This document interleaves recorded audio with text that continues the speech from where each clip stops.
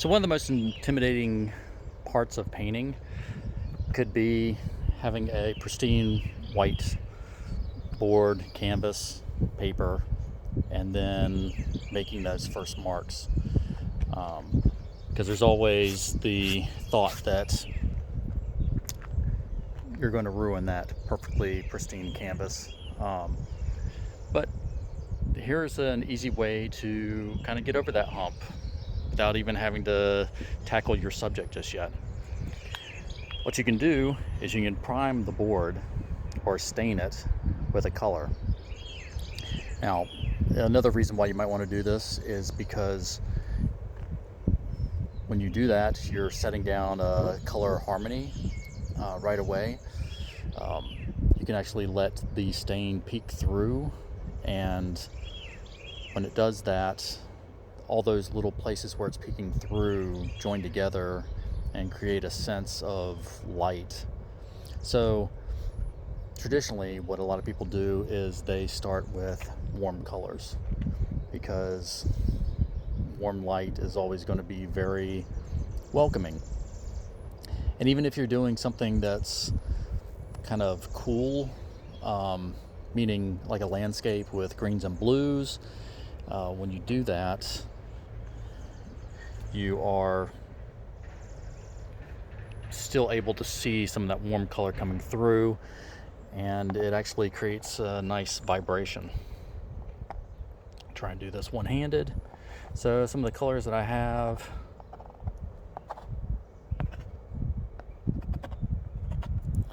this is bright red.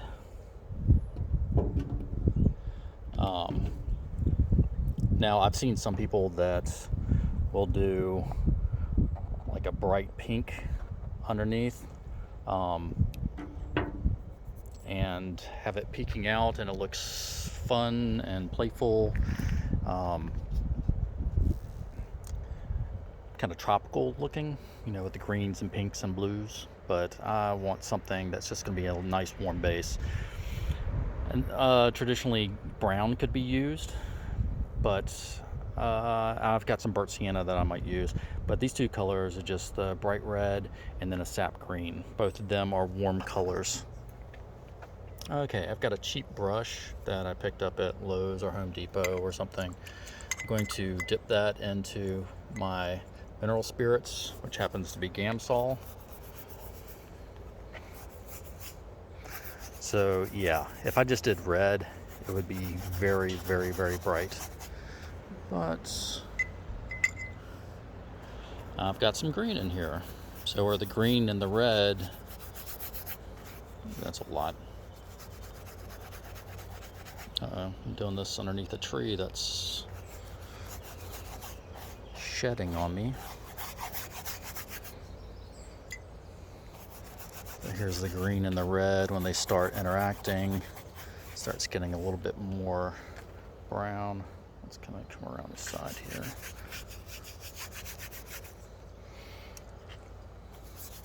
Lots of Gamsol.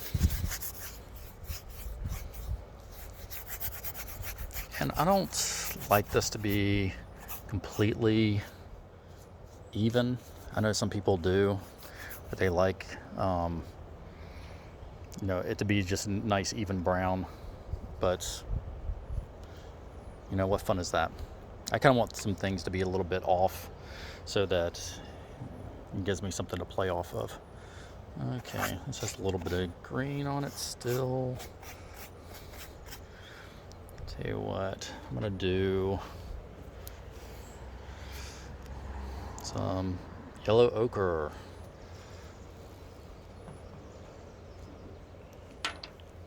Sorry, trying to do this one-handed. That's a lot. The thing is, I want this to be pretty runny when I'm doing it. How dark you want it to be, it doesn't really matter. Oh no, this is shedding all over it. Oh well. Well, wherever you do yours, if you do it someplace where you don't have a tree shedding on it, that might be good.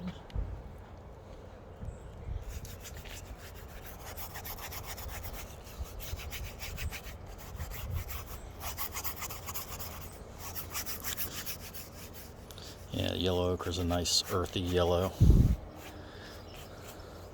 But if I decide that it's too obnoxious, I can always knock that down too.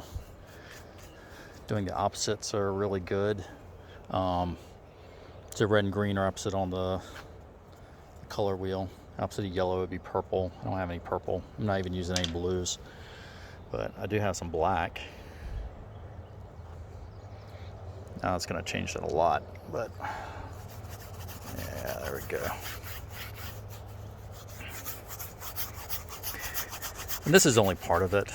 I'm just going to do a bunch of different colors to kind of show you guys how each one changes. Let's see, it's kind of warm out today. Oh, I would say, yeah, use this outside. Even though I'm using the odorless mineral spirits, that doesn't mean that it's not giving off some kind of fumes. Not to be overly sensitive about it, but as artists, you are exposed to so many different toxic elements. You know, why not go outside? So I'm just gonna wipe this down. Not scrubbing terribly hard. You can see that it is evening out. And it's a little splotchy, but like I said, I kind of like that stuff. I'm gonna use the same paper towels because even though it's got red and green on it, it's fine. One of the things that I usually do, also, it's kind of turning a little bit greenish there. But nice. Nice color, yeah. Oh, anyway, for the colors that I would use in my painting, traditionally I might pick out, you know, if I'm using 3 different colors, a red, yellow, and a blue, I might mix all 3 of those on it, you know, and then smear it down. And that way, none of the colors I don't have to worry about them clashing at all. Meaning that you're using, say, cadmium yellow, or say the cadmium, the yellow ochre as your base, and then whatever your painting has a lot of yellow, cadmium yellow in it. You know, you might experience those two things not working together very well. I don't know. There's no rules about this. And you feel free to use whatever colors you want. Here's a burnt sienna. This is a pretty popular base. Da-da-da. But it gets really, really bright. It's just a burnt orange. That might be a little bit too much for what I want. Now let's go ahead and make 2 of those.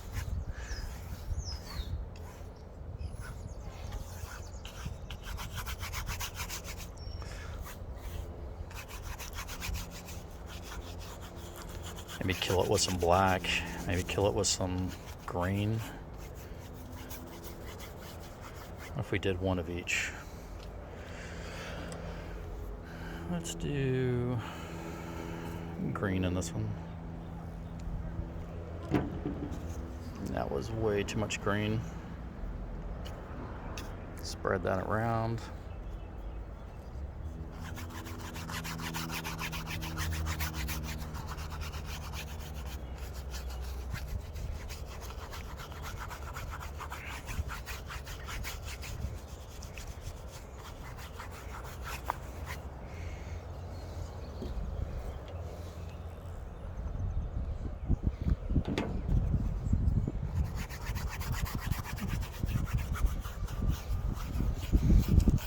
This old brush that I got from Lowe's, it's cheap.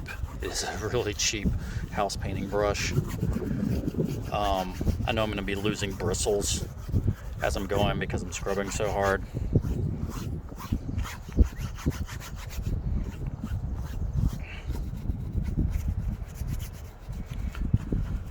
But it's not something that I'm terribly concerned about. Let's see what I want to do for these. Maybe we'll do something a little bit pinker.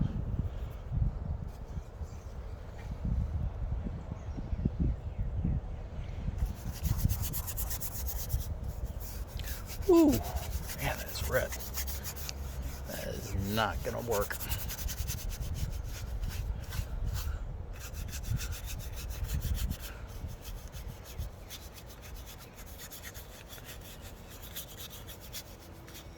And even this green, it's turning a little bit brownish, but not enough. Keep it wet.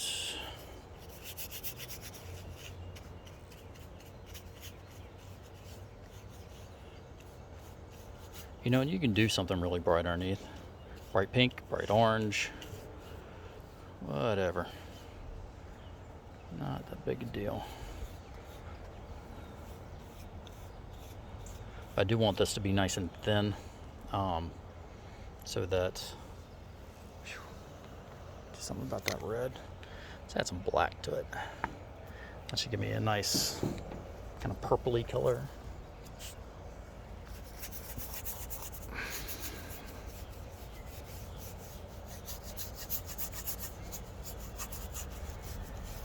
Or not.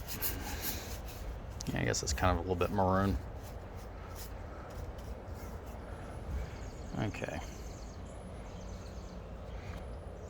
Oh, and the reason I use the cheap brushes too is that I don't particularly like having to clean up. So I'm gonna just throw it away. I know that I just wasted a couple dollars, but or I might keep it and just use it for like a super textured bristles for when I'm painting something else and I want it to be really kind of brushy, but nothing pretty. Oops.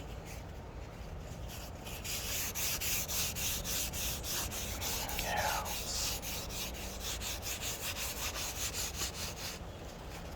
Ooh, that's still super dark. Okay,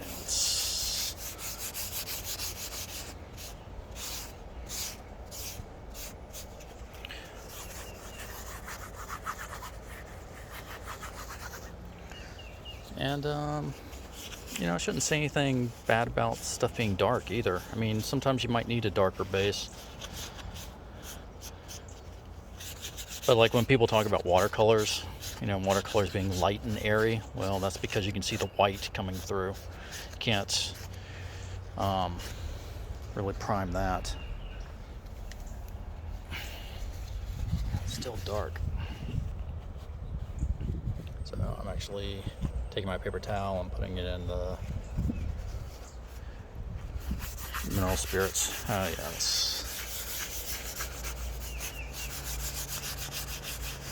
because this stuff will dry quickly. Oops. You know what? I got a plan. I'm gonna leave it a little bit darker around the edges. Light in the center. So when it's lighter, it's going to be a little bit more just vibrant. So it's almost like a spotlight. Yeah, let's see how this works. It's also kind of a vignetting.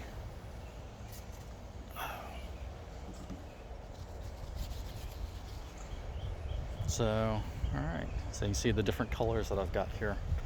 Okay, so I'm just going to let this sit. You know, I'm out in the sun. Some of this is mostly dry already. And I'm using, I guess I should talk about the different types of boards too. I'm not going to talk too much about gessoing, but yeah, I've got some canvas boards. which I can see where it wasn't sticking just right. And this is part of the problem of buying something that's pre-done. You don't know what the quality control was exactly, unless you get a really good name brand. One of the things that you can do though is when I get a pre-packaged canvas board or something like this, I might go ahead and gesso over top of it to add some extra texture to it, to even out the texture as well. Let's see, these are all okay. So this one is actually not canvas board, but it is it's like a hardboard that I bought from I can't remember, Lowe's or Home Depot, and I gessoed over top of it myself. I did 2 layers of gesso. I was using that same big brush that I used to put the stain down. I also used it to prime it with gesso. So if you look carefully,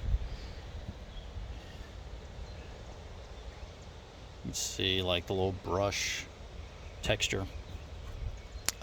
But I did 2 layers to make sure that it's nice and sealed, and not getting down to the to that wood, that pressed wood underneath it. Okay. All right. I think that's about everything. Can't remember if there's anything else I need to tackle. But I've got a bunch of different sizes. These were done with the brush too. Kind of see the texture. That's just some simple back and forth. This one was a little bit more crazy. Some simple back and forth too. But these might make some cute little ones, little landscapes or something, flower close-ups or something like that. These are all different sizes. I don't know what these are, 3x5s maybe, 4x5s, 8x10, 9x12, 8x10, 12x16, 12x16. All right, okay, I think that's it. Okay, yeah, well, good luck with your project. I'll see you soon.